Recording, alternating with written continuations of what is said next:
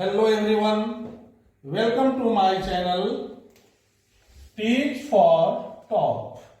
जी हाँ, आपने बिल्कुल सही सुना, टीच फॉर टॉप। फ्रेंड्स, अभी कल ही मैंने स्टैंडर्ड 8 के लिए केमिस्ट्री का सीरीज स्टार्ट किया है। आज मैं 12th क्लास के लिए हिंदी मीडियम के स्टूडेंट के लिए केमिस्ट्री सीरीज स्टार्ट कर रहा हूं। तो चलिए शुरू करते हैं। आज जो हमारी सीरीज है क्लास 12th के लिए है केमिस्ट्री, जिसके चैप्टर का नाम है ठोस अवस्था मीन्स सॉलिड स्टेट। और इस पाठ के अंतर्गत, इस चैप्टर के अंतर्गत हमारी टॉपिक है ठोस अवस्था से आप क्या समझते हैं, इनके गुण क्या हैं। और इसमें कुछ क्वेश्चन है क्रिस्टलीय ठोस तथा अक्रिस्टलीय ठोस को परिभाषित करें। जी हाँ फ्रेंड्स, इस टॉपिक के अंतर्गत हम लोग ठोस अवस्था के बारे में जानेंगे, उसके गुण को जानेंगे, ठोस अवस्था के गुण क्या होते हैं और उसके टाइप, ठोस अवस्था जो है क्रिस्टलीय ठोस और अक्रिस्टलीय ठोस सबकी परिभाषा को जानेंगे किसे कहते हैं। तो चलिए अब हम इसकी शुरुआत करते हैं, इसके आंसर की शुरुआत करते हैं।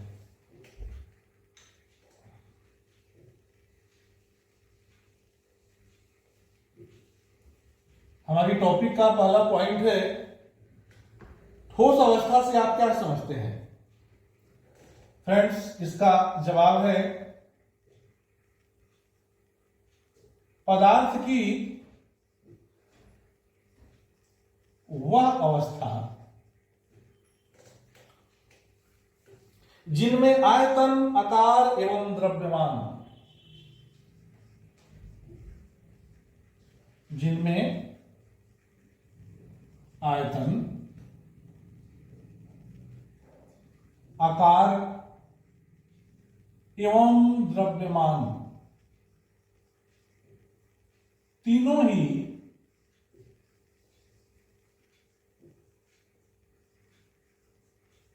निश्चित होते हैं। जी हां, पदार्थ की वह अवस्था, पदार्थ की एक ऐसी अवस्था जिसमें उसका आयतन, आयतन मीन्स अगर कोई पदार्थ 1 kg है, 1 लीटर है, या फिर उसका आकार गोल है, लंबा है, और या फिर उसका द्रव्यमान, वजन, तीनों ही निश्चित अगर होते हैं, वैसे ठोस, उस अवस्था को हम ठोस अवस्था कहते हैं। तीनों ही निश्चित होते हैं, ठोस अवस्था कहलाती है। मतलब किसी पदार्थ की ऐसी अवस्था जिसमें उसके आयतन, आकार और द्रव्यमान तीनों निश्चित होते हैं, और ठोस अवस्था कहा जाएगा।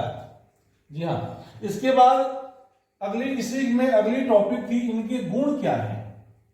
तो इनके गुण जो है, ठोस अवस्था का पहला गुण है ये निश्चित द्रव्यमान, आयतन एवं आकार के होते हैं। यही बात पहला पॉइंट में लिखेंगे, वे निश्चित आयतन, आकार एवं द्रव्यमान के होते हैं। जी हाँ, पहला पॉइंट बस इसी डिफिनेशन से लिया जा सकता है। उसके बाद इसकी दूसरी जो गुण है, अंतराणविक दूरियां बहुत कम होती है। अंतराणविक दूरियां बहुत कम होती हैं। जी हाँ, जो ठोस होते हैं उनके अंदर जो अणु होते हैं वो काफी नजदीक नजदीक होते हैं, एक दूसरे से काफी सटे सटे रहते हैं, इसलिए उसके अंदर की जो दूरियां होती है दोनों अणुओं की या और बाकी सभी अणुओं की जो गैपिंग होती है वो काफी कम होती है ठोसों में, क्योंकि हम लोग ठोस अवस्था पढ़ रहे हैं। और इसके तीसरे गुण होता है अंतराण्विक बल प्रबल होते हैं। अंतराण्विक बल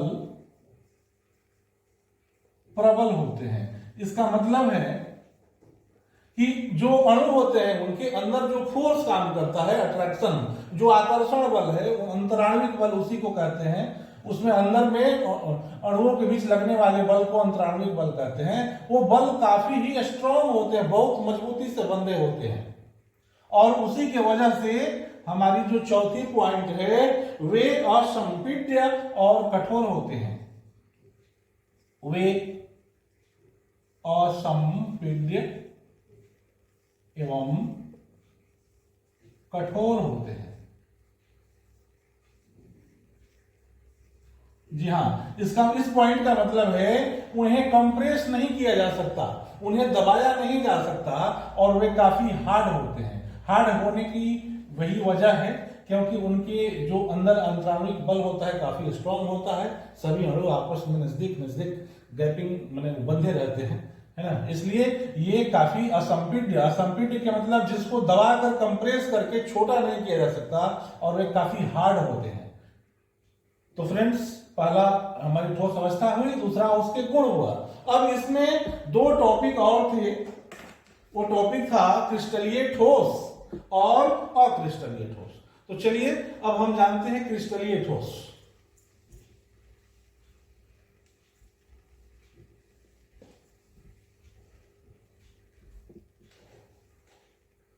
जी हाँ, इसमें अगली पॉइंट है हमारा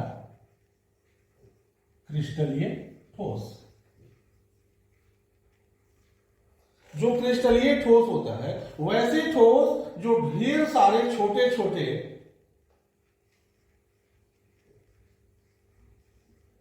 वैसे ठोस जो ढेर सारे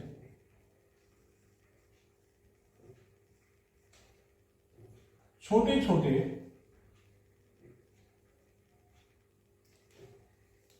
निश्चित आकार के क्रिस्टलों से, निश्चित आकार के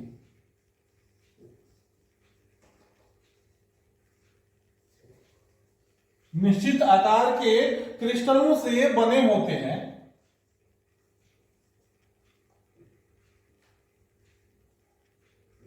निश्चित आकार के क्रिस्टलों से बने होते हैं, क्रिस्टलीय ठोस कहलाते हैं।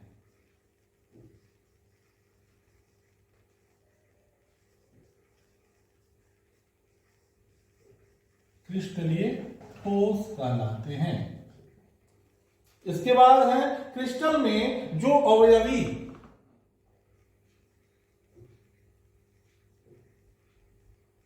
क्रिस्टल में अवयवी, अवयवी का मतलब क्रिस्टल के अणु, परमाणु या आयन। जी हां, क्रिस्टल के जो अणु होते हैं, परमाणु और आयन जो होते हैं का क्रम व्यवस्थित होता है, का क्रम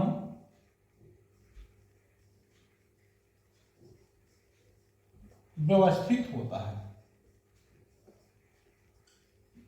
जैसे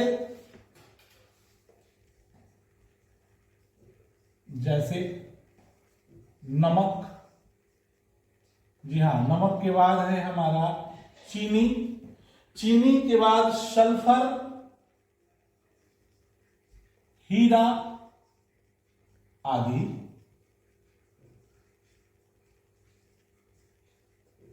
क्रिस्टलीय ठोस होते हैं।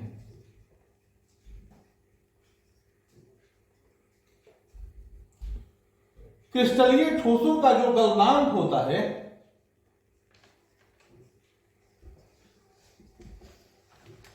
क्रिस्टलीय ठोसों का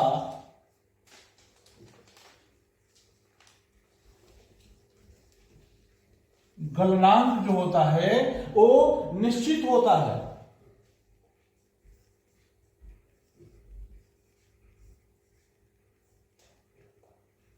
निश्चित होते हैं। जी हाँ, इसके अगली अगली लाइन है कि इनके भौतिक गुण विभिन्न दशाओं में भिन्न भिन्न होते हैं। इनके भौतिक गुण विभिन्न दशाओं या दिशाओं जो भी है, विभिन्न दिशाओं में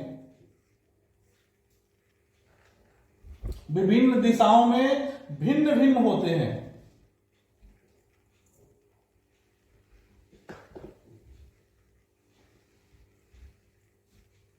विभिन्न दिशाओं में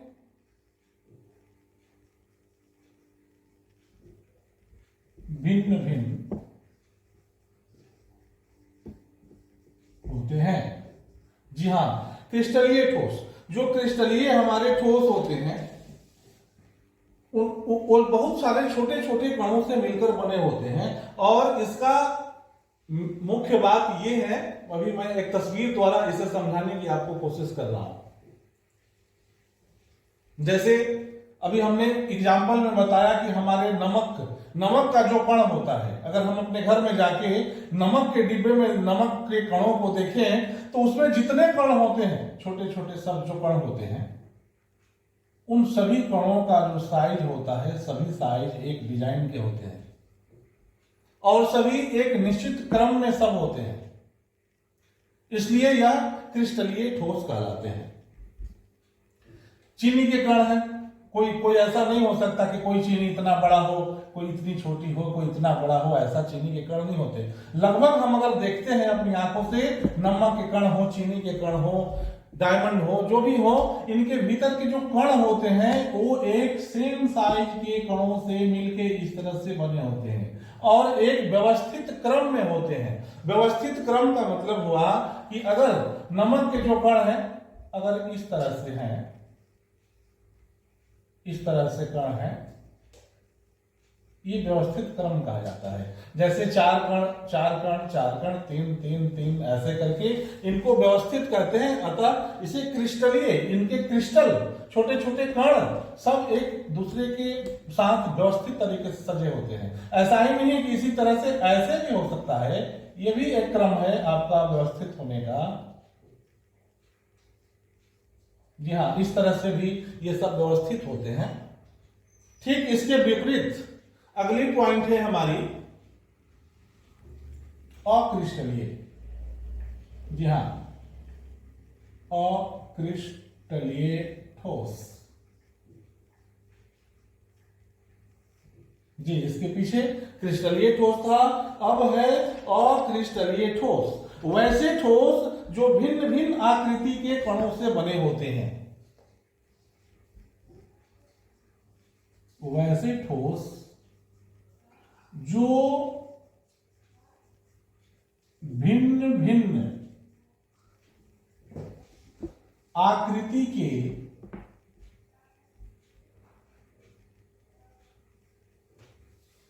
कणों से बने होते हैं।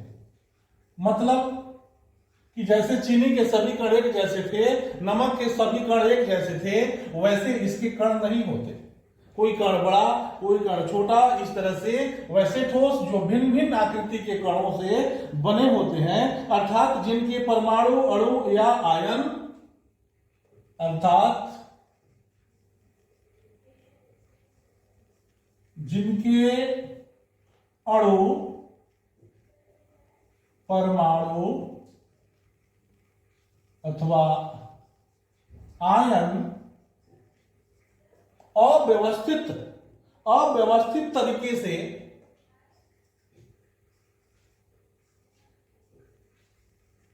अव्यवस्थित होते हैं। मतलब अव्यवस्थित तरीके से सब जुड़े होते हैं, कोई इधर कोई उधर, उसको अव्यवस्थित कहा जाता है। एक सिस्टम से जुड़े नहीं होते हैं। अव्यवस्थित होते हैं, अक्रिस्टलीय ठोस कहलाते हैं।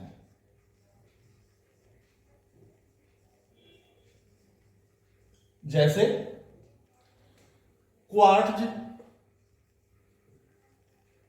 जैसे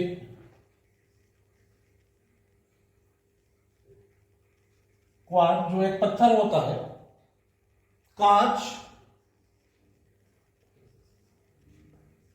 रबर, प्लास्टिक,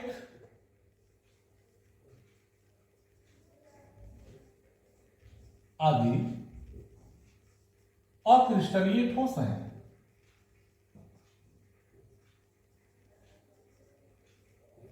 अक्रिस्टलीय ठोस हैं। जी हां, इनके जो गलनांक होते हैं वे निश्चित नहीं होते। इनके गलनांक निश्चित नहीं होते। निश्चित नहीं होते। क्यों नहीं होते? क्योंकि इनके जो कण होते हैं, कोई छोटा होता है, कोई बड़ा होता है। सेम साइज का अगर होता तो निश्चित होता, मगर इनके जो गलनांक है निश्चित इसलिए नहीं होते क्योंकि उनके साइज अलग अलग होते हैं।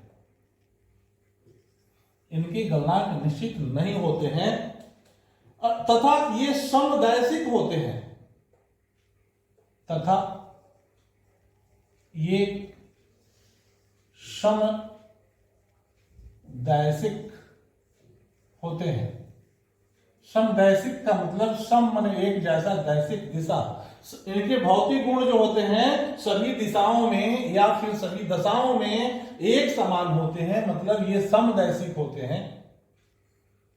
तो ये जो डिफिनेशन है, वैसे ठोस जो भिन्न भिन्न आकृति के कणों से बने होते हैं। इसको भी मैं एक तस्वीर से आपको दिखाना चाहूंगा कि अक्रिस्टलीय और क्रिस्टलीय दोनों किस तरह के डिफरेंस होता है उनके कणों के व्यवस्थित रूप में सजाने पर। तो अभी आप देखिए,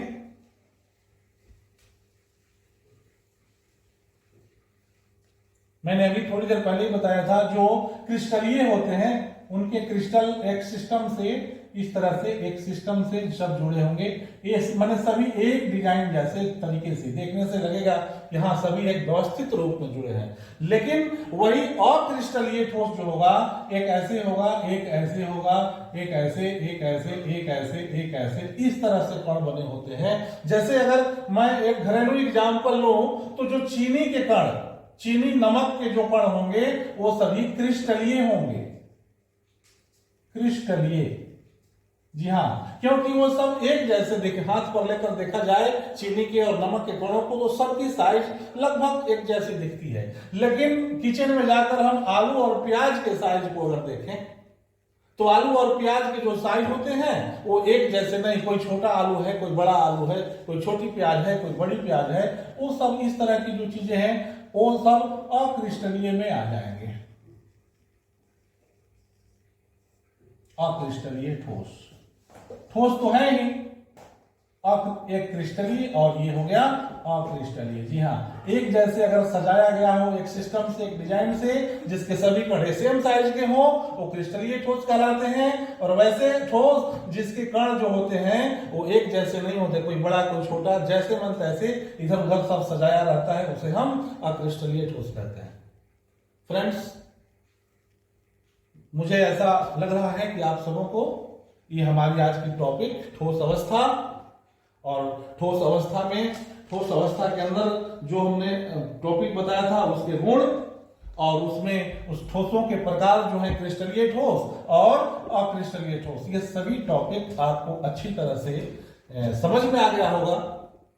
अगर नहीं भी समझ में आया हो, कोई तरह के इसमें कमी रह गई हो, तो आप हमारे कमेंट सेक्शन में जाकर हमें जरूर बताएं, ताकि हम अगली वीडियो में उस चीज को सुधार करें, ताकि आप बेहतर तरीके से इसको समझ सकें। तो आज की इस टॉपिक में बस इतना ही, मिलते हैं फिर नेक्स्ट वीडियो में। Thank you. अगर ये वीडियो आपको पसंद आई होगी तो आप इसे लाइक कर देंगे, अधिक से अधिक छात्रों को, लोगों को इसे शेयर कर देंगे, और यदि आप हमारे चैनल पर नए हो तो इसे आप सब्सक्राइब कर देंगे।